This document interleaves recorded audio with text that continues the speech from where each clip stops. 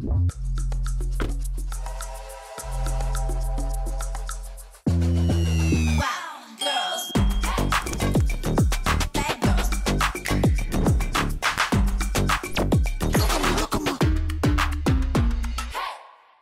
voudrais que une marque te prête des fringues pour toutes tes interviews. Et je lui ai dit en vrai, j'en ai ras-le-bol déjà d'être habillée pareil tout le temps, ou de devoir acheter trop de fringues.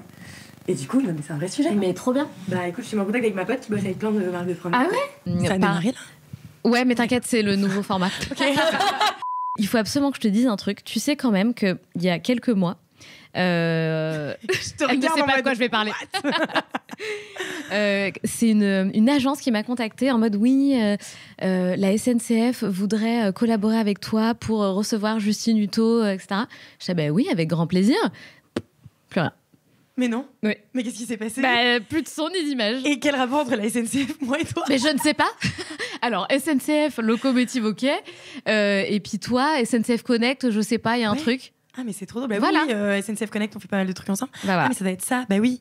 Bah ouais, mais pourquoi on n'enregistre pas dans un train, là? Je comprends pas. Bah, merci. Voilà, c'est ce que Bon, je bah, veux te petit dire. appel du pied, hein, voilà. Voilà, exactement. Mais bon, tu es dans le wagon bar des locomotives. Je suis ravie. Franchement, c'est vraiment, Ça vraiment te plaît? canon. Ouais, c'est hyper beau. On se sent comme à la maison. Oui. En plus, on est en famille. Ouais, voilà. Oui, parce que, encore une fois, je le répète, ma maman est là aujourd'hui. Première fois qu'elle vient au studio. Bon, comment vas-tu, Justine? Écoute, je vais super bien. On est sur un début d'année ultra intense qui part dans tous les sens. Trop bien. Mais hyper positif. Donc, je vais super bien. Et vraiment, je te le dis, je suis vraiment heureuse d'être là. C'est Et trop donc, bien. Merci de m'avoir invitée, ça me fait très plaisir. Mais moi, ça me fait tellement plaisir de t'avoir là. Enfin, Justine Hutto, je pense que tout le monde te connaît. Dans les entrepreneurs, je pense que franchement, tout le monde te connaît. Et ça fait un moment que tu existes. T'es une des pionnières. Non, mais c'est Que vrai. tu existes. Non, mais c'est vrai. 30 ans. Que Voilà, tu tout juste existes. 30 ans. Tu es là depuis très longtemps. Ça fait longtemps qu'on te voit partout, etc. Donc là, je suis très contente parce que, mine de rien, bah, moi, je suis récente, tu vois, dans le monde de l'entrepreneuriat.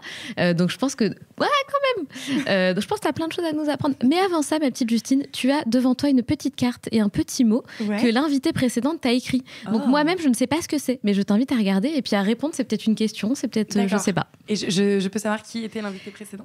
Oui, absolument. C'était Romane de Romanifest. Ok. À destination de Justine, si tout était possible, et parce que tout l'est, quel serait ton plus grand rêve? Oh, c'est beau de démarrer Ouais, par ça. ouais, c'est vrai que c'est pas mal. Mon C'est pas plus mal. grand rêve. Et bah, je sais pas si ça va faire bateau ou pas, mais c'est vraiment quelque chose qui m'anime profondément. Que tout le monde soit heureux. Mais quand je dis heureux, c'est genre énergie positive. Je trouve tellement de gens, en fait, qui se font du mal dans leur vie, juste à avoir des énergies négatives, à ruminer sur des choses sans cesse qui servent à rien, et à se faire des nœuds au cerveau, à se mettre trop de limites. Et j'ai envie que tout le monde soit heureux, quoi. En fait, quand on se réveille le matin, faut se dire que la vie, bah, elle est courte, et qu'en fait, chaque jour, on a cette chance de se réveiller. Alors, en pleine santé, c'est pas toujours le cas. Mais quand on se réveille en pleine santé, bah, faisons que cette journée compte et qu'on fasse des choses qui nous rendent heureux. Trop bien. Voilà. C'est beau, c'est généreux Ça de ta démarre part. par un j'ai envie de podcast philosophique. C'est beau, c'est bien, c'est un joli message. Est-ce que toi, du coup, tu es pleinement heureuse dans ta vie? Franchement, ouais. Ouais, tu vois, si on m'a demandé récemment si tu devais changer quelque chose, qu'est-ce que ce serait? Bah, en fait, aujourd'hui, j'ai rien envie de changer. Je suis pleinement heureuse. Je fais mes choix, je prends mes décisions. J'ai Respire qui marche de mieux en mieux, qui est une super boîte. Alors bien sûr, avec des hauts et des bas, on va s'en parler, mais c'est pas non plus un long fleuve tranquille. Mais aujourd'hui, tu vois, je démarre 2025 sereine avec une boîte, avec une super équipe. On est 56 dans l'équipe là, depuis le début d'année. C'est incroyable. Ouais, j'ai 18 personnes qui sont arrivées là Ah, début mais janvier. c'est pas vrai. Donc tu vois, ça commence. C'est énorme. J'ai l'impression d'avoir une promo de Poudlard qui est arrivée d'un coup. C'est incroyable. Mais ouais, du coup, là, tu vois, ma boîte va bien. Alors oui, je me suis démenée et je me démène toujours tout en trouvant mon équilibre. Hein. J'ai eu 30 ans là, en 2024. Donc, à 30 ans, je pense qu'on commence à se dire, bon, c'est quoi mon équilibre de vie? Je sais que toi, à 31 ans, t'as tout envoyé valser. Ouais, c'est exactement ça. Bravo. Mais voilà, donc tu vois, vers la trentaine, on commence tous à se poser des questions de c'est quoi mon bon équilibre? Dans quoi je suis heureuse? Et en fait, aujourd'hui, bah, ma boîte me rend heureuse. Je me marie cette année, en juin 2025. Mais félicitations! Oui, merci. Du coup, bah, je suis heureuse dans ma vie perso. Et puis, ouais, à 30 ans, tu vois, j'ai des projets de vie de famille. Donc ouais, je suis animée, quoi. Ma vie va hyper bien et je suis heureuse. Alors, bien sûr, j'ai des hauts et des bas. Comme Mais globalement, si on prend la météo globale, plutôt c'est plutôt pas mal. Ouais. Et comment on fait, donc toi qui gères une boîte, donc tu viens de le dire, de plus de 50 personnes, c'est énorme. Moi, je le vois déjà, tu vois, on va dire que mon noyau dur, alors c'est même pas des salariés, elles sont toutes en freelance, mais on est 10. C'est déjà énorme. Pas mal. Voilà.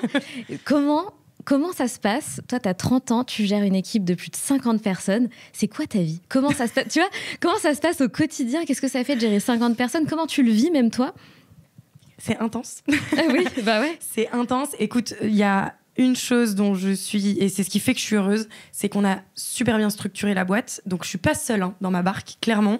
Il y a toute l'équipe, mais surtout, on est 3 associés. Donc, ah ouais, c'est ça aussi. J'ai un cofondateur, Thomas, qui était là depuis le début de l'aventure avec moi. On s'est lancés tous les deux ensemble dans Respire. Vraiment, on a eu l'idée ensemble, même si c'était porté plus par mon histoire. Mes messages, en fait, je le dis souvent, je me serais pas lancée sans lui. Je trouvais vraiment que c'était le yin et le yang, genre tous les deux, on avait une complémentarité qui faisait qu'on osait se lancer et qu'on y croyait à fond. Donc on s'est lancés tous les deux et au bout d'1 an, Guillaume nous a rejoint en tant que COO dans la boîte et du coup aujourd'hui qui est associé avec nous.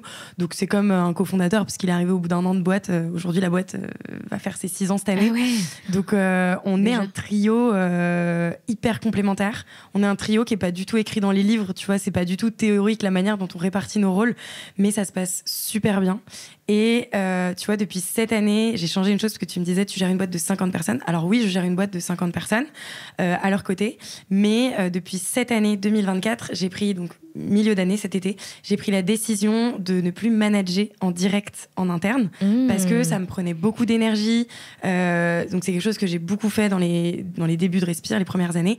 Et en fait, au fur et à mesure, là, je me suis rendu compte que j'avais plus de valeur à apporter sur d'autres choses.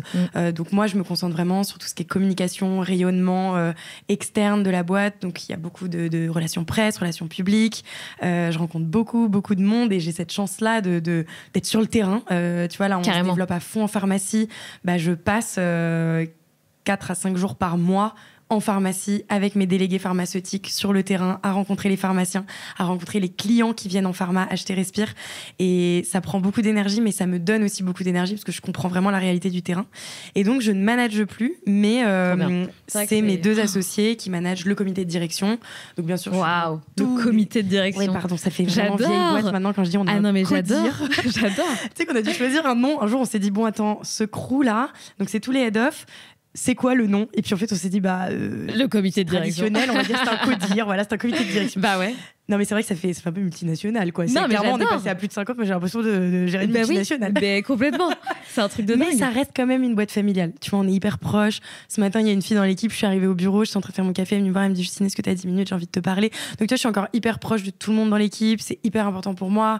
Les sujets RH, je suis au courant de tout. Enfin, il y a vraiment.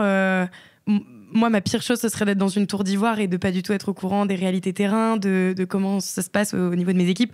Bien sûr, je suis pas du tout au courant des sujets opérationnels qui traitent chaque jour, mais globalement, je suis tout parce que c'est hyper important et ouais, d'avoir une super cohésion, une super culture de boîte, c'est quand même important que les fondateurs soient encore à fond. Mais tellement, c'est la conversation qu'on avait la semaine dernière où j'ai reçu mon équipe justement, notre tout premier séminaire. Oh, bravo! Ouais, j'étais trop contente.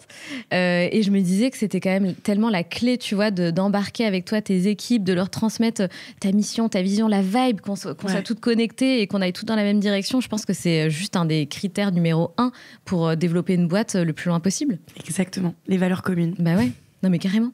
Et tout à l'heure, on avait une invitée, donc justement Romane, qui t'a écrit ce petit mot. Donc Romanifest, elle fait vachement de manifestations, etc. Donc comme on en parlait, je vais te poser la question. Est-ce que toi, du coup, donc il y a 6 ans en arrière, t'avais un petit peu manifesté tout ça, ou visualisé où tu pouvais aller avec Respire, etc. Ou pas du tout, ça s'est fait étape par étape, petit à petit, de manière un petit peu plus terre à terre? Waouh, écoute, bienvenue sur le podcast des Locomotives. J'adore, mais c'est bien parce que c'est des questions où tu te creuses, quoi. Tu te dis, mais attends, qu'est-ce qui s'est passé? Et puis ça fait du bien de regarder en arrière. Bah, carrément. En fait, on est tout le temps le nez dans le guidon à avancer.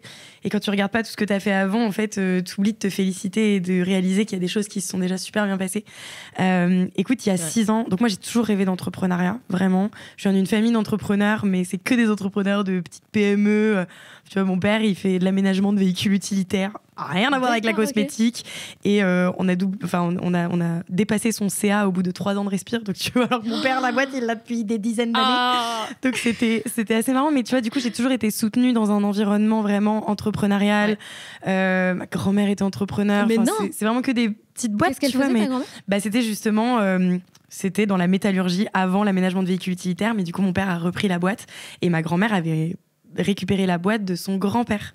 Et elle avait 24 ans et elle manageait une boîte avec que des hommes. Et le droit de vote venait seulement de passer pour les femmes. Et tu vois, des clients qui appelaient, qui disaient « je veux parler au patron ». Et elle disait « c'est moi la patronne ». C'est moi. Et toi, j'ai été bercée à ces histoires-là quand j'étais petite. Donc, je pense que ça m'a vraiment inculqué un truc où, déjà, l'entrepreneuriat, c'est accessible. Je peux le faire parce que d'autres gens l'ont fait dans ma famille. Et surtout, j'ai des femmes entrepreneurs modèles dans ma famille où c'est pas des, tu vois, je peux pas te dire les noms des boîtes, tu vas pas les connaître du tout, c'est des toutes petites boîtes, mais pour le coup, au moins elles vivaient libres et elles aimaient ce qu'elles faisaient, quoi. Donc je ne sais même plus ta question. Ça arrive, t'inquiète. Ça arrive, ne t'inquiète pas. Est-ce que tu avais visualisé ou manifesté, tu vois, il y a 6 ans en arrière, ce qui allait se passer pour, je t'en prie, ton parcours, toi en tant que chef d'entreprise, toi avec Respire, ou pas du tout, ça s'est fait étape par étape? Du coup, donc moi, je me voyais vraiment entrepreneur. Après, j'ai toujours eu peur d'y aller. Tu vois, quand j'étais plus jeune, je me disais, j'irai quand j'aurai 40 ans parce que j'aurais fait mes armes, j'aurais plus de compétences. Et en fait, ça s'est fait comme ça, en sortie d'études. Donc, j'ai même pas eu de CDI avant de lancer Respire. Donc, je l'ai fait à un moment où j'étais encore plus naïve que ce que je suis aujourd'hui. C'est que je ne savais même pas comment fonctionnait le milieu de l'entreprise. Donc, est-ce que je visualisais où j'allais être dans 6 ans ? Je rêvais, franchement, quand je me suis lancée, Thomas et moi, on a vu qu'on avait un coup de cœur professionnel et surtout qu'on était tous les deux un peu zinzin avec une ambition très forte de vouloir faire une boîte qui soit bien présente, qui soit connue, avec un rêve que ce soit à l'international. On y croyait en fait. C'est vrai que ce côté projection, visualisation, on l'avait, mais par contre, on a fait chaque chose étape par étape. Il n'y a pas le choix. J'ai vraiment appris. Dès le début, tu as envie de mettre un peu la charrue avant les bœufs. Cette expression que j'aime pas trop, mais tu as juste envie d'aller plus vite que tout. Ouais, c'est vrai. Et puis, tu es sollicité dans tous les sens dès que tu as un petit peu de visibilité. Donc, en fait, tu as envie de tout accepter. Oui. Ah, mais c'est totalement ça. Voilà. Et donc, il faut juste apprendre à dire non. Et aujourd'hui, il y a une philosophie vraiment chez Respire qui est focus, focus, focus. Alors pardon, parce que maintenant mes délégués pharmacie, ils parlent pas anglais, donc ils disent qu'il faut plus parler en anglais, donc c'est prioriser, prioriser. Et du coup, on priorise quoi. Et en fait, tu fais les choses étape par étape et tu te brûles pas les ailes quoi. Tu vois, mon rêve un jour, ce serait d'aller à l'international, pourquoi pas d'aller aux US. Bah non, on va avoir 6 ans cette année, bah c'est pas encore cette année qu'il faut y aller. Enfin, faut d'abord être fort sur ce qu'on sait faire avant de vouloir tout faire en même temps. Donc étape par étape. Par contre, est-ce que je l'ai visualisé Je pense que je rêvais d'une boîte dans laquelle je me sens bien épanouie avec une super équipe, mais j'aurais jamais imaginé qu'à 30 ans, la boîte elle ferait cette taille-là. C'est énorme. C'est énorme. Ouais. En même temps, j'ai envie de dire, tu as commencé à 24 ans, tu vois, tu n'as même pas eu de salaire, enfin, tu n'étais pas salarié, tu sais même pas ce que c'est d'avoir un job, un CDI. Oui, tu vois, je voyais toute ton histoire où tu as quitté ton CDI. Moi, j'étais là, putain, mais c'est vrai que moi, je sais pas ce que c'est. Oui. J'admire énormément parce que je me dis, mais est-ce que j'aurais réussi si j'avais démarré un CDI avant ? Bah, je sais pas. Mais moi, c'est le contraire. J'admire justement le fait, tu vois, qu'il y ait des nanas qui se lancent juste après leurs études. Putain, quelle audace, tu vois. C'est incroyable. Mais je l'ai pas fait seule. Ouais, mais quand même. Tu vois, mais quand même, faut pas minimiser. Non, mais c'est vrai. Ah ouais, attends. Et ce qui est dingue, moi, je me rappelle, il y a quelques années où c'était les prémices du personal branding. Ça n'était même pas encore, c'était même pas encore en vogue en France. Ouais. Et toi, t'as un peu lancé ce truc-là, en fait. C'est fou, t'en as conscience de ça ? C'est assez marrant. En fait, quand on a lancé Respire, pour moi, c'était une évidence que je voulais prendre la parole. Pourquoi ? Parce que je cherchais... Déjà, ce que je cherchais dans la cosmétique, c'était des marques qui soient transparentes, qui expliquent davantage les process de fabrication, les choix des actifs, et puis que je comprenne, en fait, c'est qui cette marque, il y a qui derrière. Et donc, pour moi, c'était une évidence de me montrer, de dire, moi, je suis Justine, j'ai 24 ans, j'ai eu un pépin de santé sans gravité, mais c'est ce qui m'a donné envie de me lancer dans l'aventure, sur les déodorants au début, puis après le skincare. Et en fait... C'est trop drôle parce que cette vidéo de lancement que j'ai faite, elle a fait 3 millions de vues. Oh, ouais, ça a été dingue. C'est ça qui a été vraiment le tremplin de Respire au départ. Ah ouais, d'accord. 3 millions de vues, dont 1,5 million sur LinkedIn, auquel je n'ai pas misé un copec sur LinkedIn. LinkedIn, j'avais 400 relations, c'était que mes potes étudiants au Canada, en plus, vu que j'ai fait mes études là-bas. Et en fait, la vidéo a fait 1,5 million de vues. C'est ce qui a vraiment fait décoller la campagne de crowdfunding sur Ulule qu'on avait fait. 250 000 € de récoltés. Ouais, complètement fou, exactement. Et en fait, ce qui est dingue, c'est que dans les mois qu'on suit, j'ai commencé à avoir plein d'autres marques qui se lançaient et qui utilisaient les mêmes codes que nous sur la vidéo de lancement. Évidemment, t'as ouvert la voie. J'ai vu un mec qui avait lancé de l'huile d'olive. Il avait pris le script de ma vidéo, il avait remplacé déodorant par huile d'olive. J'étais là. Par contre, là, ça va un peu loin. Mais c'était trop marrant. Et en fait, j'ai énormément de profs qui m'ont contacté, qui m'ont dit moi, je suis en école de com, on étudie la com. En fait, je montre ta vidéo aux élèves parce que t'as craqué quelque chose. Ouais. Et nous, avec Thomas, quand on s'est lancé, on s'est énormément inspiré du modèle américain. Comme quoi, on en revient toujours au même point. Hein. Mais oui, moi, j'ai fait mes études au Canada et le côté nord-américain, ils sont beaucoup plus à l'aise avec leur image, ils sont à l'aise avec tout. Je pense qu'il y a moins de jalousie, de critiques. Et donc, en fait, ils sont moins autocritiques avec eux-mêmes, enfin, envers eux-mêmes. Et moi, quand j'étais au Canada, franchement, j'étais à l'aise avec mes choix. Et quand je suis rentrée en France et que j'ai dit, je lance une marque de déo naturel, le nombre de Français qui m'ont regardé et qui m'ont dit, ah ouais? Genre, qui vraiment comprenaient pas mon délire et qui me voyaient comme une bobo parisienne qui faisait ses petits déos dans sa cuisine. Et moi, je disais, non, mais j'y crois vraiment et tout.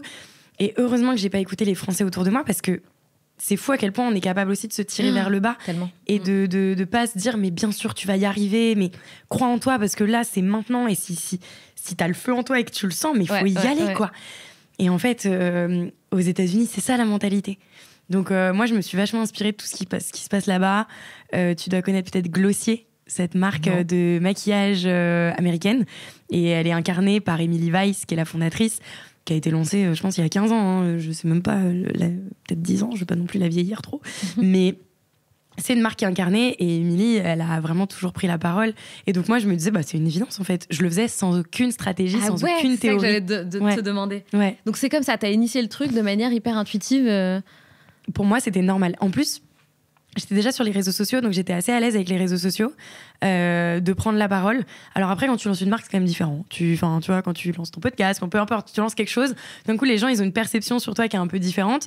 Et parce que j'étais juste, moi, je courais et j'avais 15 000 personnes qui me suivaient parce que je faisais de la course à pied. Donc, tu vois, les gens, oui, ils jugeaient mon temps, mais à part juger le temps que je faisais sur la course à pied, on s'en foutait de ma vie, quoi.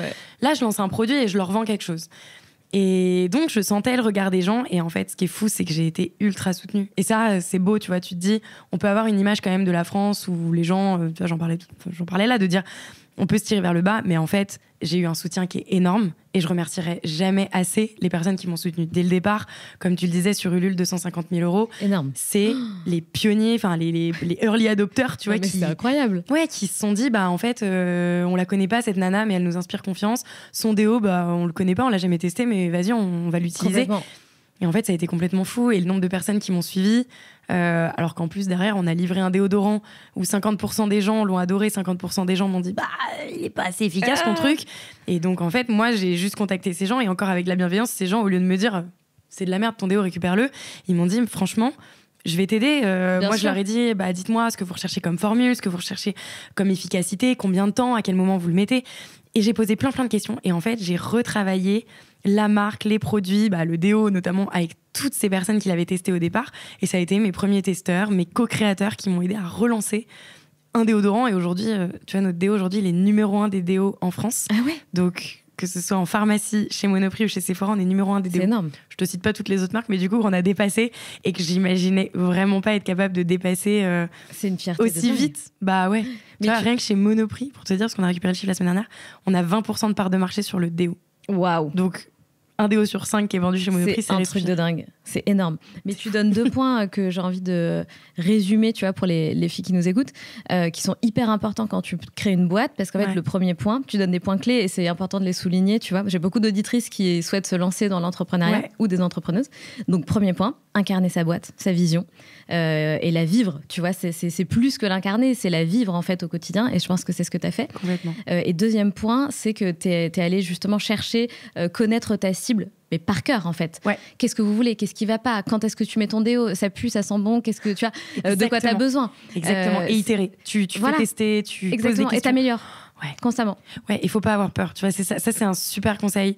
C'est pas parce que le premier produit que tu lances, il va pas être parfait que tu vas pas y arriver derrière. En fait, nous, on a retravaillé, et sans cesse, les soins, on est en retravail, en innovation. Alors, aujourd'hui, même en étant numéro 1 des DO, on est toujours en train de se dire, tiens, comment on pourrait améliorer le packaging, comment on pourrait faire évoluer ça. Et ouais, c'est hyper important de se dire, c'est pas grave, ça va se construire étape par étape. Mais carrément. Et tu vois, moi, quand je demande... là, j'avais des entrepreneuses qui étaient là pour un week-end que j'organisais avec elles. Ouais. Et je leur montre mon site et je leur dis, OK, les filles, qu'est-ce qui va pas ? Tu vois, et en fait, ça m'intéresse pas que tu me dises, ton site, c'est trop beau, c'est trop génial. Non, dis-moi ce qui va pas, dis-moi ce que tu comprends pas. Et je pense que c'est aussi cette attitude à avoir de poser les questions. OK, qu'est-ce qui va pas ? C'est cool de savoir ce qui va, mais ça va pas t'aider à avancer, ça va pas t'aider à améliorer ton produit. Exactement. Et à développer ta boîte. C'est hyper important. En fait, la critique... donc les critiques positives, c'est génial parce que c'est un ego boost. Voilà, ego cool, boost, c'est ça. Tu vois, là, je viens de lancer ma gamme skincare. Les premiers retours sur les soins, une gamme qu'on vient tout juste de lancer, les premiers retours qui sont hyper positifs, mais ça donne confiance, vraiment à fond, et t'as envie de déployer encore plus d'énergie. Bien sûr. Mais les critiques constructives, alors les critiques négatives, celles-là, il faut être capable de bien les mettre de côté. Parce que ça peut... Vraiment, les critiques négatives, c'est important de se dire, on les met de côté parce que ça peut aussi t'anéantir et te dire, en fait, j'ai plus envie d'avancer parce que... Enfin, voilà, moi, j'ai eu des bad buzz sur les réseaux sociaux, j'ai eu des haters. Ah ouais Ouais, il y en a eu au départ, tu vois, des gens qui se sont dit, mais c'est qui cette petite nénette, d'où elle débarque ? Pourquoi tout d'un coup, en cosmétique, tout le monde parle d'elle ? Et je le comprends, tu vois, les gens, ils m'ont vu débarquer de nulle part. Mais ce qui était fou, c'est que quand tu tapais sur Google Justine Hutto, les premières recherches, c'était Justine Hutto, fille 2, Justine Hutto, fortune. Les gens se disaient que c'était pas possible que je me sois lancée de nulle part, tu vois, en partant de rien. C'est la France, en fait. Tu l'as dit tout à l'heure, on l'a dit encore avant dans les autres épisodes, mais malheureusement, c'est aussi... C'est ça. Tu vois, ça, faut réussir vraiment à faire abstraction et... Je le dis vraiment et j'aime le répéter parce que moi, il y a des moments où j'ai pu être anéantie par ça et ça m'a fait mal. Et heureusement que j'ai été ultra bien entourée de mes proches, de mes parents, de mes associés. Parce que sinon, en fait, à un moment, tu te dis juste, j'ai envie de m'enterrer 6 pieds sous terre et ça sert à rien que je me montre parce qu'on me critique quoi qu'il arrive. C'est pas vrai. Et donc, la critique positive, heureusement, ça compense. Mais en tout cas, il faut vraiment être capable de bien prendre la critique constructive où c'est des gens qui te disent, là, je trouve que ça, tu pourrais vraiment l'améliorer. Ça, en fait, moi, ça me parle pas trop. Et ça me parlerait plus. Et c'est génial parce que si on construit notre boîte juste avec notre propre vision personnelle, à part nous et quelques clones de nous, il y a personne qui va acheter nos produits. Exactement. Quoi. Donc, ouais. Et c'est un point hyper important parce que souvent on a tendance à construire sa boîte pour soi. Tu sais, on crée un truc pour soi, mais non, en fait, c'est pour tes prospects, pour tes futures clientes, etc. Mais c'est un point hyper important. J'ai une question aussi par rapport au fait que, tu dis, ça fait 6 ans que Respire existe. Est-ce que tu arriverais à mettre... peut-être pas une thématique sur chaque année, mais est-ce que tu t'as vraiment remarqué une étape par année ? Waouh. Alors, 2019. Alors, 2018, c'était le crowdfunding. Donc, c'est pour ça que je dis qu'on a lancé en 2019, parce que c'était le lancement officiel. Juste petit truc très drôle. Moi aussi, j'ai fait une campagne de crowdfunding. Je sais, sur 1700 €, j'ai récolté. Merci. Merci à vous tous. Vous étiez où les c'est marrant, là c'est marrant. Toi, tu me dis 250 000 €. OK. Bon, mais pas la petit même aparté. Chose, voilà. En parenthèse refermée. Donc 2018, crowdfunding. On a été en effet un des plus gros succès de Ulule. En 2018, énorme. Ça a été fou. 2019, lancement officiel. Lancement chez Monoprix et chez Sephora la même année. Ah, waouh! Ouais. Énorme. Donc, tu vois, il y avait 350 Monoprix, 320 Monoprix et 350 Sephora. Donc, tu vois, ça fait 600 points de vente. C'était fou. Énorme. 2020, Covid, tout le monde le sait. Oui. C'est pas une surprise. 2020, on élargit la gamme. On ne fait plus que du déo. On se lance sur le solaire. Important. 2021, qu'est-ce que je mettrais en 2021 ?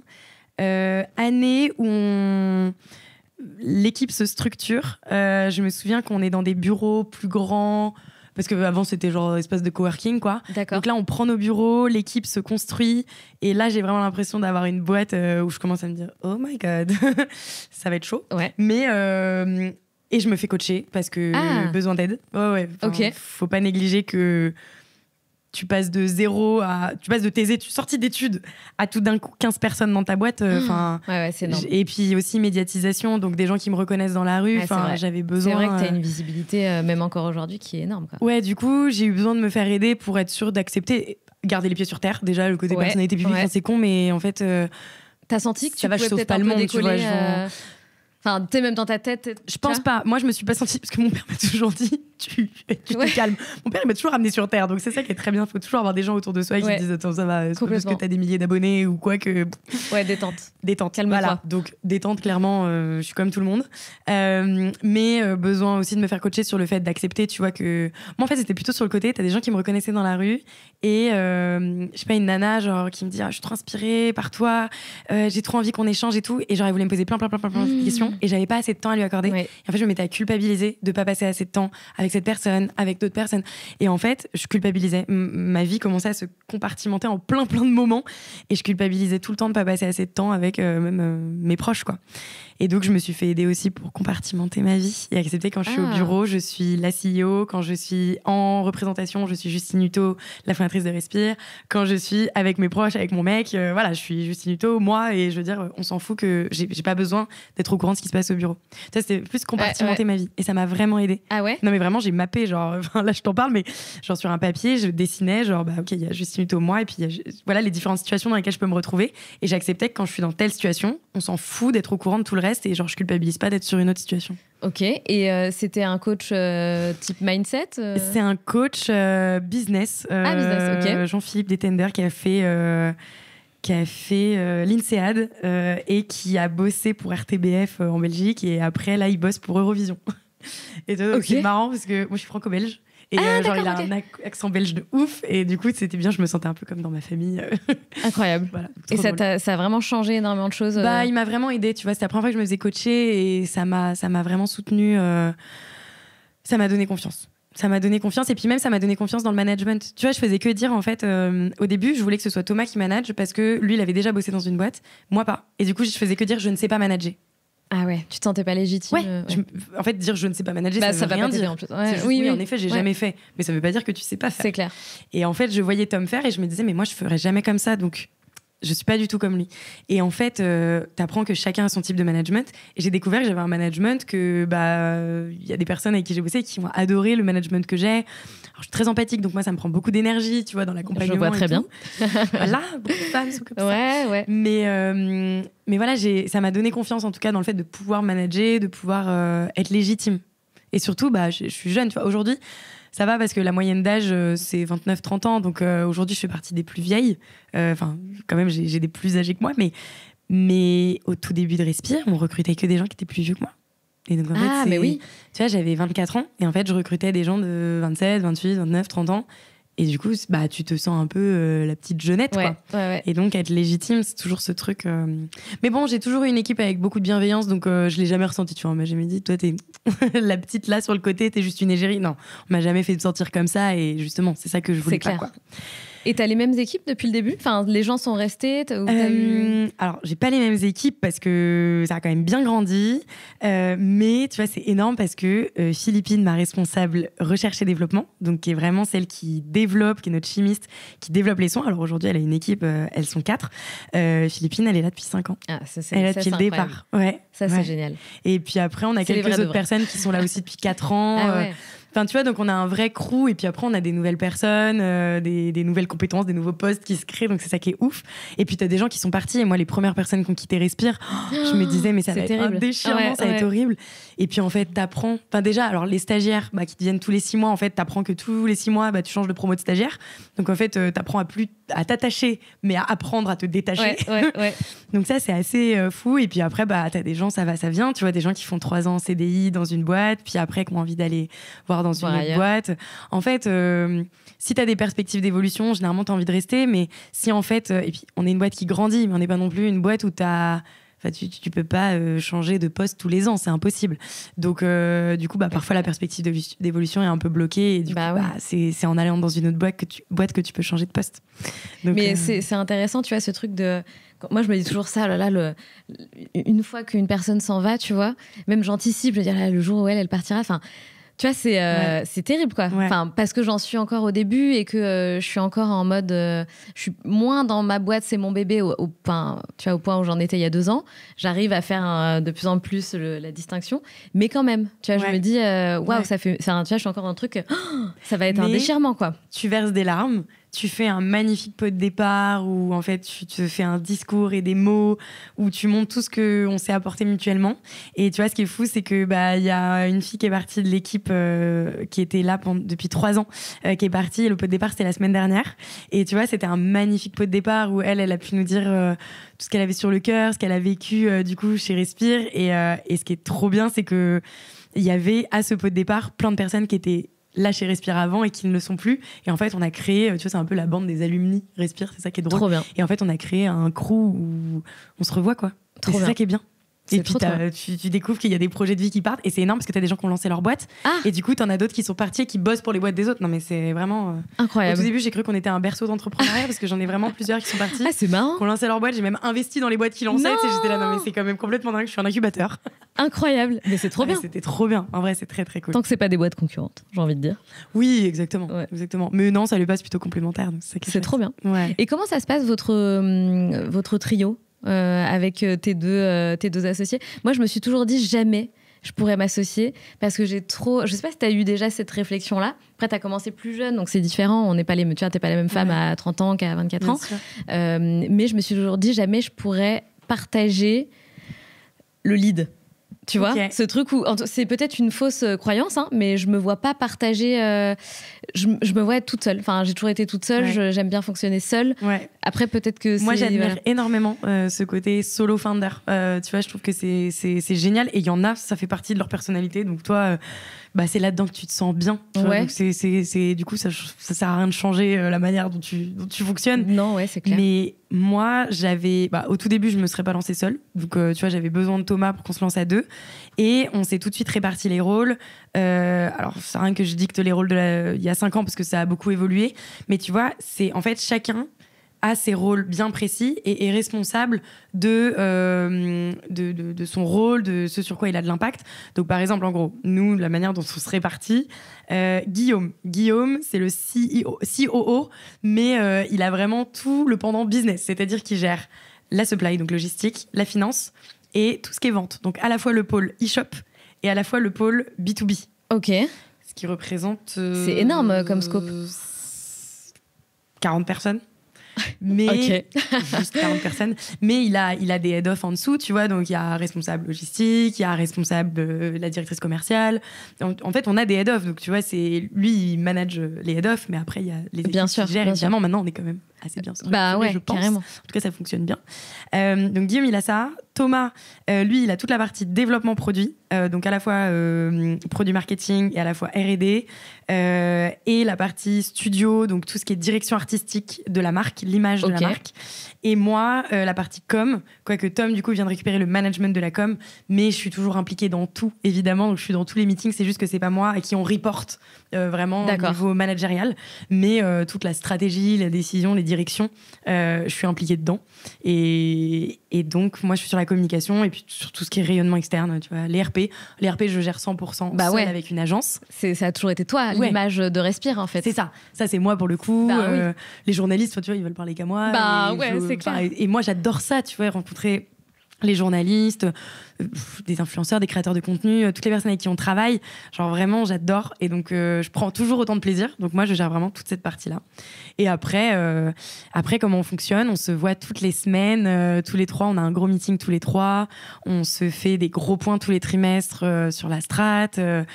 Et on a aussi, du coup, ce fameux codir toutes les semaines où on se pose en codir pendant 2 heures et en fait, on balaye plein de points. Mais maintenant, c'est beaucoup mieux structuré qu'avant. Tu vois, on a on a un agenda prévu sur le mois, voilà, toutes les semaines ce qu'on va voir. Et là, tu vois, on fait pour la première fois la semaine prochaine notre séminaire codir. Donc en fait, on part en séminaire les 7. Oh là là. Les 7 et ça va être trop bien. On part à la campagne, à côté de Paris et on part 2 jours. Et dingue. Tu vois, on va pouvoir brainstormer sur plein de choses et se poser vraiment sur la stratégie, la vision de la boîte à horizon 2-3 ans. Donc, c'est la première fois que je vais faire ça, mais je suis très contente. Tu vois, on instaure des choses mais bien sûr. Grands groupes. Oui, c'est incroyable. Franchement, c'est beau. C'est très, très beau et ça fait rêver. Après, je me dis 50 personnes, waouh. Tout le monde n'est pas fait, je pense, pour gérer une boîte de 50 personnes. Je sais pas. J'en sais rien. Moi, je pense que t'es jamais fait ou pas fait. Ouais, t'apprends. Je pense que t'apprends. Ouais. Si on m'avait dit demain, vous allez être 50, comment tu vas faire? Déjà, quand on était 20, je me disais, attends, mais quand on sera 50, je connaîtrais pas les prénoms de tout le monde.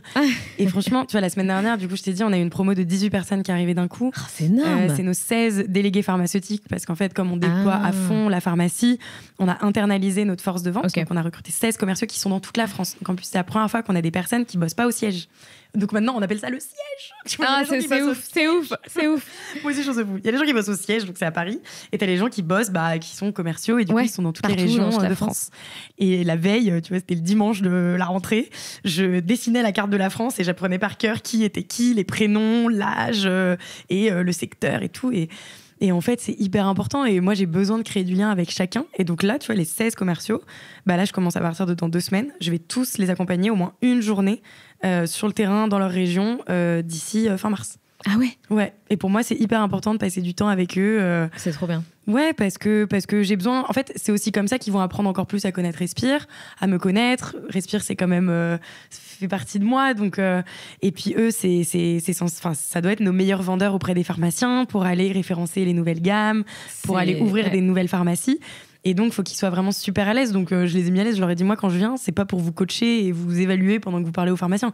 C'est pour que vous me posiez toutes les questions que vous avez et pour vous aider, que vous ayez aucun doute sur la marque et que vous vous sentiez vraiment hyper à l'aise. Et en fait, tu vois, on a déjà 5 commerciales qui étaient là depuis l'année dernière. J'ai créé un lien avec elles. Je les adore, quoi. C'est vraiment... Ouais, on a une relation. Moi, j'aime trop connaître leur vie. C'est... Quand t'as qu'une relation pro, en fait, et que tu parles pas de ta vie, c'est trop dommage, quoi. C'est horrible. Ouais. On est quand même, tu vois, moi, ce que je dis souvent à l'équipe, c'est on est quand même là pour s'amuser. Hein. Enfin, si tu te réveilles le matin et que tu t'amuses pas, je pense qu'à un moment, il faut que tu te poses des questions et peut-être que tu changes de perspective, quoi. Et je pense que ça nous tient à cœur, tu vois, les nouvelles boîtes aujourd'hui, il y a tout ce qui est de valeur de la boîte, etc. Et de se dire, les nanas et les gars qui bossent pour toi, t'as envie qu'ils soient heureux. Ouais. C'est ce que tu disais, t'as envie de les rendre heureux. Ouais. Et moi, c'est pareil, tu vois, je me dis, mais si elles sont pas heureuses, c'est affreux, en fait. Complètement. Et en plus, je culpabilise, tu vois, je me dis, c'est de ma faute. Et en fait, on est dans une génération où il y a de plus en plus cette question de bien-être au travail, de se sentir bien. Et en fait, pour moi, mais ça fait partie de mon ADN. En plus, j'ai fait toutes mes études au Canada. Au Canada, c'est primordial. Ah ouais? Le bien-être au travail. Déjà, il y a des années en arrière? Mais ouais, l'équilibre vie pro, vie perso. Les Canadiens, ils commencent plus tôt, ils terminent à 16h. Ils ont tous une deuxième vie après 16h. Enfin, tu vois, en France, on est quasiment sur du présentéisme où tu te dis, plus je vais partir tard, plus je vais montrer que je bosse. Évidemment. Mais ça sert à rien, en fait. Et les petites réflexions, tu prends ta journée? Non, voilà. Tu vois, ça m'exaspère. Ouais. Et donc, franchement, chez Respire, on peut demander à tout le monde dans l'équipe, mais j'ai le sentiment que tout le monde a un bon équilibre. Alors, parfois, t'en as qui sont des rushs et qui bossent un peu plus. Tu vois, notamment celui qui manage les 19 commerciaux et qui a dû les onboarder la même semaine. Ouais, ça, on s'entend trop bien et je sais qu'il a dû beaucoup bosser. Mais pour autant, on a tous un bon équilibre. Et tu vois, après 19h30, il n'y a plus personne au bureau, quoi. Allez, 20h si je craque vraiment, mais vraiment quasiment 19h, 19h30, il n'y a plus personne. Pour moi, c'est hors de question qu'on bosse beaucoup plus tard. Pour moi, il faut que les gens aient un bon équilibre, quoi. Clairement. Et toi, tu as un bon équilibre? C'est quoi ton quotidien? C'est sur une année, comment ça se passe ta vie? Là, encore une fois, je pense à ce qu'on disait tout à l'heure. Moi, j'ai du mal à prendre des vacances. C'est pas que je peux pas, c'est juste que, je sais pas, j'y arrive pas, quoi. Okay. C'est comment t'organises ta vie? Comment j'organise ma vie? Alors, c'est très intense. Tu vois, par exemple, cette semaine... Tu veux que je te fasse ma semaine? Ouais, vas-y. Embarque... Non, mais tu vois, une petite immersion de ta vie, de ton quotidien. De comment tu gères, en fait, ton équilibre perso-pro qui est hyper important. Ouais. Écoute, je vais au bureau. Donc, nous, on a du télétravail. Tu vois, c'est mercredi, vendredi, télétravail. Ok. Autorisé. Donc, si les gens veulent venir au bureau, ils viennent au bureau. Mais... lundi, mardi, jeudi, on est tous au bureau. Donc moi, j'essaye vraiment lundi, mardi, jeudi d'être au bureau parce que ça me permet de voir mon équipe. Et du coup, de caler beaucoup de rendez-vous mercredi, vendredi parce que je sais que je suis par Mons et par Rouille, je cours partout. Et quand je cours partout, c'est des rendez-vous journalistes, des rendez-vous, tu vois, ce midi, je mangeais avec une créatrice de contenu. Là, je suis en podcast. Demain matin, j'ai une interview. Mardi, j'ai shooté ma première couverture de magazine. Attention! Mais incroyable! C'était énorme. Ouais, ça va être incroyable. Cool. Quel magazine? C'est le magazine Entreprendre. Trop bien. C'est cool. Trop bien. Donc, ça sera pour mars 2025. Donc, c'était très chouette. Mais tu vois, lundi, j'étais au bureau, mais l'équipe m'appelle l'électron libre parce que moi, je suis en open space, je suis avec mes équipes, donc je suis assise au pôle com. Et les filles de la com, elles me disent, t'es notre électron libre, quoi. Parfois, je passe en courant d'air. Je m'assois 5 minutes, je fais un truc sur mon ordi et je repars dans une salle parce que j'ai des calls. J'ai des rendez-vous avec l'équipe. Donc, c'est vrai que c'est un agenda bien timé, mais j'essaye de... Tu vois, par exemple, le mercredi, du coup, vu que c'est plus télétravail, j'essaye de me caler des rendez-vous ce jour-là en me disant, c'est pas grave, du coup, si je suis pas au bureau, vu qu'il y a pas les équipes, je peux bouger. Mais j'essaye le mercredi matin de pas me caler de rendez-vous et c'est mon moment à moi, tu vois. Hier matin, je suis allée au yoga. Ensuite, je suis rentrée à l'appart, je me suis posée et j'ai fait des trucs sur ma to-do. Enfin, c'est con, mais en fait, quand tu bouges aussi partout, t'as pas l'impression de rayer ta to-do, à moins que dans ta to-do, t'aies écrit tes rendez-vous, tu vois. Ouais. Mais c'est ça qui est chiant et un peu frustrant quand quand t'acceptes trop de choses. C'est ça, c'est qu'en fait, t'es par mons et par vaux. Et du coup, tu peux pas avancer dans ta to-do. Et en fait, c'est bête, mais... Enfin, tu vois, j'ai plein de trucs à faire. En ce moment, j'organise un événement avec des leaders d'opinion là dans 2 semaines. Bah forcément, il faut que j'organise tout l'événement. C'est moi qui organise le séminaire de Respire. J'ai des sujets RH à gérer, donc tu vois, c'est des trucs de to-do à gérer, quoi. Carrément. Donc, je suis pas la nana sur qui il faut copier-coller mon organisation en mode. Merde. Non, mais tu sais, t'as plein de personnes qui te disent, ah bah moi, j'ai sacralisé des moments dans mon agenda. J'en rêve. J'ai essayé de moi, faire ça, pas faire ça, mais j'arrive pas. Ouais. Et en fait, enfin, tu vois, à un moment, j'ai envie de dire, bah, on est réaliste, on est toutes pareilles. Oui. Il y a des moments où je me réveille tôt le matin, à 7h comme une fleur. Alors moi, 7h, c'est plutôt un miracle morning, parce que sinon, je suis pas vraiment du matin. Voilà, je préfère le dire, parce qu'il y a plein de mamans, pour le coup, qui à 7h, se disent, bon, bah, ça va, elle se lève pas non plus très tôt. Donc, si je me lève à 7h, tu vois, j'ai l'impression d'avoir fait plein de trucs avant d'arriver au bureau. J'arrive au bureau à 9h30, enfin, tu vois, 9h, 9h30. C'est pas non plus... Et parfois, je me lève qu'à 8h, 8h30 et j'ai la flemme. Enfin, tu vois, je veux pas non plus qu'on se dise, bah, elle a réussi aussi parce qu'elle a une discipline dingue, parce qu'elle bouffe des graines, parce qu'elle fait du sport tous les matins. Non. Par contre, tu fais pas mal de sport. Pour le coup, c'est vrai. Oui, je fais pas mal de sport, mais en vérité, je vais te dire une chose, j'en ai beaucoup fait. J'ai fait beaucoup de courses à pied, j'ai fait énormément de marathons, j'ai fait des ultra-trails, j'ai fait des 120 km dans le désert. J'ai fait plein de trucs et j'ai adoré faire ça. Ça m'a appris beaucoup sur moi-même. Ça m'a appris à me préparer pour des objectifs, à atteindre des objectifs étape par étape. Ça m'a appris la résilience. Enfin, quand t'es dans un 120 km dans le désert, je peux t'assurer que plein de fois, t'as envie d'abandonner. Mais tu restes parce que tu te dis, je vais aller au bout. Ouais. Donc, je suis devenue hyper résiliente grâce à ça. Et je trouve que le sport m'a vraiment appris beaucoup. Mais je trouve aussi que d'avoir fait beaucoup, je communiquais beaucoup dessus. J'en ai fait un peu un truc genre overdose et là tu vois j'ai fait le marathon des JO cet été qui était génial, mais je l'ai très très mal vécu alors que je m'étais très très bien entraînée.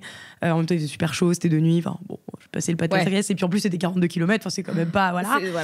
Et du coup tu vois j'ai fini à 3h du mat, enfin c'était vraiment intense. Mais après ça je me suis dit en fait, et tu vois j'ai eu 30 ans aussi, je me dis en fait je fais peut-être un peu de mal à mon corps quand même. Et en fait j'ai réalisé aussi, enfin faut s'écouter. Et il y a eu une période où j'ai eu trop envie de faire plein de courses, plein de choses. Là, je suis dans mon année où, ouais, le sport, c'est un bon équilibre, c'est mon exutoire.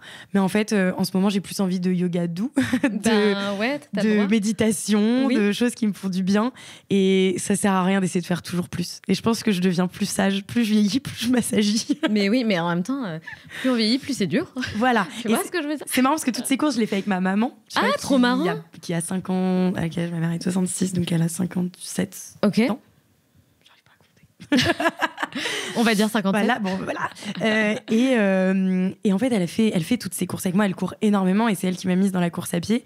Et elle, c'est venue plus tard, tu vois, une fois que nous, on était grandes. Donc je me dis peut-être que là, je me calme. Et puis peut-être que quand j'aurai 40, 50 ans, ça reviendra, j'aurai envie de faire plein de courses. Je te dis ça se trouve, dans 3 mois, tu me vois sur une course. Hein. Mais... Ouais, c'est possible. Mais en plus, il y a tout ce truc de, on t'associe à ça. Moi, je te vois courir partout sur Instagram. Tu sais, je suis en train de me remémorer les images que j'ai vues de toi. C'est vrai que c'est souvent des images où tu cours. Ouais. Enfin, tu vois, est-ce que du coup, c'est compliqué pour toi de te dire, non, mais attends, si j'arrête de courir, tu vois, est-ce que c'est un problème pour ma communauté ? Peut-être qu'ils ont envie de me voir continuer de courir. Il y aura un espèce de switch, j'imagine, à faire, peut-être doucement, et c'est peut-être aussi ce que tu vas apprendre à faire. Est-ce que, j'imagine que tu as réfléchi à tout ça. C'est pas forcément évident. Ouais, je suis vraiment à un moment de ma vie où je me pose plein de questions. Et en fait, aujourd'hui, je trouve...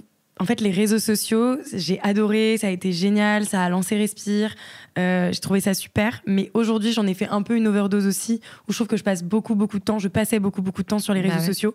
Et j'ai eu besoin de m'en détacher. Et en fait, je suis partie à Bali en novembre. Et c'est marrant parce que tu parlais tout à l'heure de s'octroyer des vacances. Ouais. Et en fait, c'est hyper important. Enfin, ça, je l'ai appris... pas dès le début de Respire, mais très vite. Et tu vois, je fais un parallèle avec le sport. En fait, le sport, quand tu t'entraînes pour un marathon, par exemple, tu as un plan d'entraînement. Dans ton plan d'entraînement, sur tes 7 jours de la semaine, tu as toujours 1 ou 2 jours de récup. Il y a écrit récup. Ok.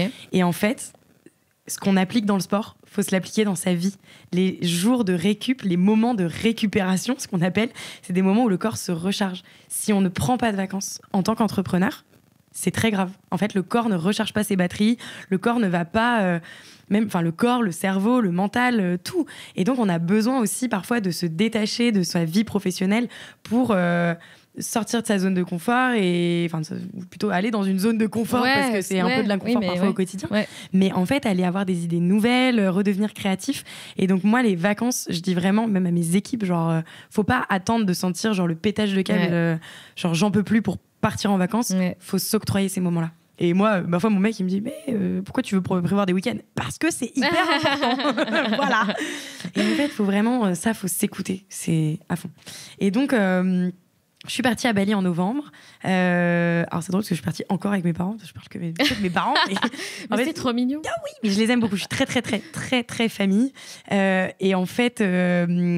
Ma maman a eu un cancer pendant 3 ans très, très, très douloureux. Et c'est miraculeux parce qu'en vrai, c'était inguérissable. Alors, elle n'est pas soignée, elle n'est pas en rémission. D'accord. Mais la tumeur est inactive. Donc, on touche du bois. Mais d'ailleurs, il y en a devant moi. Voilà, maintenant, elle est très, très suivie. Mais en gros, elle a réussi à rendre inactive une tumeur qui était très, très rare et que personne n'avait jamais réussi à la rendre inactive. Donc, je nous estime très, très, très, très, très chanceux. Et en fait, je voulais partir à Bali, là, l'année de mes 30 ans. Et je sais pas, c'est venu comme ça que tout d'un coup, je me suis dit, mais en fait, c'est avec ma mère que j'ai envie de le faire. Du coup, je lui ai proposé. Bon, il s'avère que mon père a eu envie aussi de venir. S'il m'entendait dire ça, il se dirait, qu'est-ce qu'elle raconte ? Oui, c'est vrai, oui, il a squatté. Mais c'était trop chouette. Et du coup, on est partis tous les 3. Et en fait, j'ai coupé 100% les réseaux sociaux. J'ai coupé 100% digital, à part de donner des news à mon mec, pendant 15 jours. Et c'était exceptionnel. Ça m'a fait un bien fou.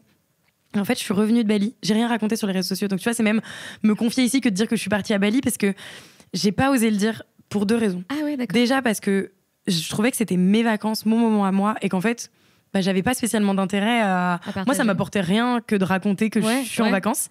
Et le deuxième truc, c'est que les réseaux sociaux, t'as aussi ce côté dont on parlait tout à l'heure, où t'as des gens qui pourraient me dire « Oh, t'as pris l'avion pour aller à Bali, c'est pas éco-responsable et tout. » Et en fait, à un moment, j'ai envie de dire on fait, mais tu sais quoi, on fait attention à plein de pans dans notre vie. Franchement, si une fois j'ai envie de me faire plaisir sur ça, genre j'ai pas envie qu'on vienne me dire pourquoi tu l'as fait, c'est pas ok.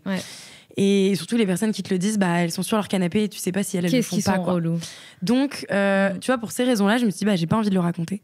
Et je suis rentrée et en fait, je me suis dit, j'ai plus envie de partager de la même manière sur les réseaux. J'ai envie de m'en détacher un petit peu. J'ai envie de moins suivre des gens sur... Enfin, j'ai plus envie d'ouvrir les réseaux sociaux machinalement et de passer du temps à scroller parce que je vois la vie de gens qui ne m'intéressent pas spécialement, tu vois. Et du coup, j'ai la flemme de faire ce choix de me dire je me désabonne de plein de gens. Mais en fait, du coup, ce qui est trop bien, c'est que j'ai enlevé Instagram de ma page d'accueil de téléphone. Je l'ai toujours, j'ai pas supprimé. Mais comme ça, quand j'ai envie d'y aller, je dois aller chercher l'application, donc j'y vais pas machinalement en ouvrant mon tel. Et je vais regarder qui je veux, quand je veux. Tu vois, ton compte, j'ai eu envie d'aller le regarder. En fait, je passe du temps à remonter le compte, à regarder les posts. Et là, c'est du temps que je mets parce que j'ai envie de le mettre. Et c'est un choix que je fais. Et je me fais pas polluer par, en plus, des ads qui tombent. Je suis la pire à dire ça parce qu'on fait des ads avec Respire. Mais tu vois, mais en fait, tu te fais polluer finalement sur les réseaux sociaux. Tu reçois de l'information que t'as pas spécialement choisi d'avoir de base. Donc voilà, j'ai un peu changé ma perception des réseaux sociaux et moi du coup de ce que j'avais envie de partager. Puis le fait de me marier cette année, je pense qu'il y a ce côté aussi où j'ai envie d'avoir un peu plus ma vie privée et de pas tout partager et de faire un peu plus la part des choses. Donc voilà, mais je trouve que c'est plus sage et du coup ce que je vais partager va être plus réfléchi. Tu vois qu'avant je partageais vraiment spontanément. Je vais continuer ce côté spontané en story parce que c'est génial, c'est un outil qui est hyper pratique. Puis même c'est pas comme si je te connaissais depuis 20 ans. C'est trop toi. Non, je pense que ça fait partie de toi aussi. Tu vois, t'es hyper spontané, hyper authentique. Il faut que. Mais c'est marrant. Ta marque de fabrique, quoi. Juste avant de venir, là, justement, j'ai ouvert Insta et j'avais un message d'une fille qui me disait qu'elle adorait qui j'étais, qu'elle adorait Respire et qu'elle m'a dit je te trouve super inspirante. Et je voulais te dire, je suis un peu triste de voir qu'en ce moment tu partages moins et je voulais m'assurer que tout va bien. Et j'ai trouvé ça trop mignon. Et en vrai, ça m'a donné envie de repartager. Donc tu vois, je vais retrouver un peu moi, ma patte, ce que j'ai envie de partager, mais j'ai envie de le faire de manière un peu plus réfléchie et aussi pour pas partager des choses qui apportent rien aux gens. Enfin, c'est bête, mais du coup, vu que c'est prendre du temps à eux, en fait, c'est de partager des choses qui leur font du bien. Ouais, mais après, tu vois, je ressens. Après, tu m'as dit, tu sais, quand t'as eu 30 ans, toi aussi, t'as eu un machin. Oui, il y a un passage aussi où, quand on a 30 ans, on n'a plus 25 ans, on n'a plus 26 ans, on n'a plus 27 ans, c'est différent. Ouais. Et en fait, tu vois, je pense qu'on a des cycles. Tu vois, là, c'est pareil. Moi, j'ai eu 35 ans. Ouais. Et c'est pareil. C'est un moment où tu te dis, OK, tu passes encore une étape, tu passes encore un step. Tes priorités changent, ce que tu as envie de transmettre, ça change. Ton énergie, tu as envie de la mettre ailleurs. Et je pense qu'il y a des étapes comme ça qu'il faut accepter. Et puis après, la communauté, elle suit. Et je pense que, moi, je leur communique tous ces trucs-là. Et je pense que toi aussi, finalement, de te sentir libre de le faire, je pense que ça peut être hyper engageant. Tu vois, que tu aies la transparence d'expliquer un petit peu ce que tu vis en tant que femme. Ouais. Parce que finalement, c'est ça qui est important aujourd'hui. C'est nous, les femmes, les chefs d'entreprise, c'est ce qu'on partage. C'est tout ce côté, justement, vulnérabilité aussi. Ouais. Et pas juste être dans une représentation parce qu'on a peur de se faire juger, etc. Ouais. Et je pense que c'est ça qu'on a envie de savoir. C'est exactement ça. Tu vois, ce que tu dis. Moi, c'était aussi un peu ce côté-là où j'en avais un peu marre. C'est que tout est beau, tout est tout rose sur les réseaux sociaux. Et qu'en fait, j'ai pas envie que les gens, quand ils regardent mes réseaux, et pourtant, je pense que j'ai toujours partagé avec beaucoup de sincérité et de spontanéité, mais forcément, quand je pleure, je le partage pas, tu vois. Et en fait, j'ai envie peut-être de partager un peu plus, genre, voilà, on a atteint ça, mais ça a demandé ça comme travail. Et en fait, tout n'est pas en claquant des doigts. Et peut-être que ça, ce sera un peu plus... Je sais pas, je réfléchis.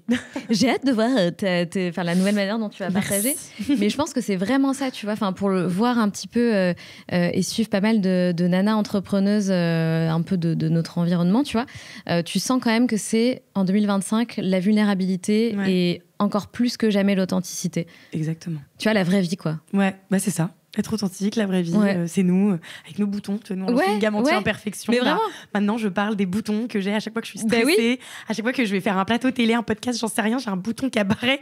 Et tu sais, j'en ai parlé la semaine dernière pour la première fois en disant, voilà, moi, j'ai ça et j'ose en parler. Et c'est pour ça que j'ai eu envie de me lancer dans le développement d'une gamme anti-imperf.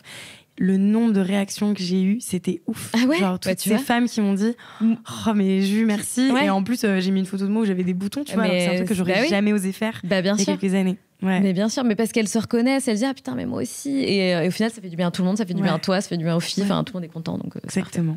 Et c'est quoi du coup donc tu as Respire, mais est-ce que tu as évolué aussi d'un point de vue pro? Est-ce que tu as élargi un petit peu les choses que tu fais? Tu parlais du fait que tu investissais dans des boîtes, par exemple d'employés que tu avais et tu les suis maintenant. Est-ce que tu fais d'autres choses? Alors l'investissement, je vais calmer le jeu tout de suite. Je suis pas business angel, parce que sinon je vais me faire contacter par tout le monde. Tu peux investir dans ma boîte? C'est clair. Non, j'ai pas encore le cash pour investir dans des boîtes. Je dis pas encore parce qu'on est ambitieuse évidemment. Bien sûr. Et je l'ai fait vraiment de manière minime pour soutenir des projets de proches.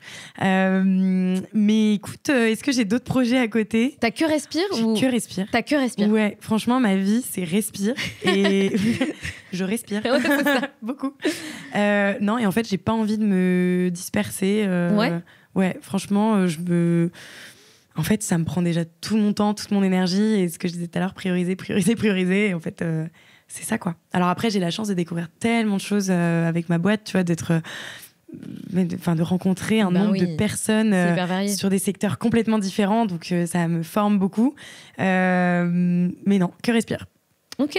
Et sinon, est-ce que tu as des petites nouveautés un petit peu chez Respire dont tu souhaites nous parler? Complètement. Écoute, ça fait 3 ans qu'on bosse un peu, j'ai envie de dire, en sous-marin, chez Respire, en secret, personne ne le savait, mais on avait créé un comité scientifique avec des dermatologues et des pharmaciens. Okay. Et en fait, on s'est intéressé à la peau, parce que quand j'ai lancé le déo il y a 5 ans, en fait, c'est fou, mais le déo, c'est un produit que tu appliques sur une zone de la peau qui est hyper fragile. Et moi, très vite, je me suis mise à m'intéresser à la peau en fait, du visage. On parle tellement de tout ce qui est skincare routine. Tellement, et je sais pas toi, mais moi, j'étais perdue. J'étais en mode, il y a trop de trucs, qu'est-ce qu'on met? C'est quoi les étapes d'une skincare routine? Et en fait, on s'est intéressé à la peau. Et on a développé une nouvelle approche avec nos dermatos, qui est une approche de soins mimétiques. Donc, ça te parle ou pas? Pas du tout. En gros, c'est de dire qu'on vient mimer le fonctionnement naturel de notre peau. Et on vient en fait la répliquer. En gros, la peau, je sais pas si tu le sais, mais c'est le plus grand organe de notre corps. Ça fait 2 mètres carrés, la peau. Trop marrant. Ok, jamais eu cette info de ma vie. C'est ouf. Et la peau, elle bosse 24 heures sur 24. J'ai commencé à étudier la peau, c'est un truc de malade. Je suis complètement passionnée par la peau. Oui. Elle bosse 24 heures sur 24. Enfin, c'est une technologie de pointe. Tu sais, la peau, elle cicatrise toute seule, elle thermorégule, elle régule la température de notre corps, elle protège tous les autres organes de notre corps. C'est complètement fou. Et donc, on a commencé à bosser avec des dermatologues. Et donc, cette approche, c'est de dire... Respire, en fait, tout le monde nous connaît comme une marque de soins naturels, mais là, on va vraiment le cran d'après du naturel, c'est-à-dire, nous, en fait, c'est des soins mimétiques, c'est des soins qui vont répliquer le fonctionnement naturel de ta peau, et comme c'est des actifs, du coup, que la peau connaît déjà, elle les assimile mieux.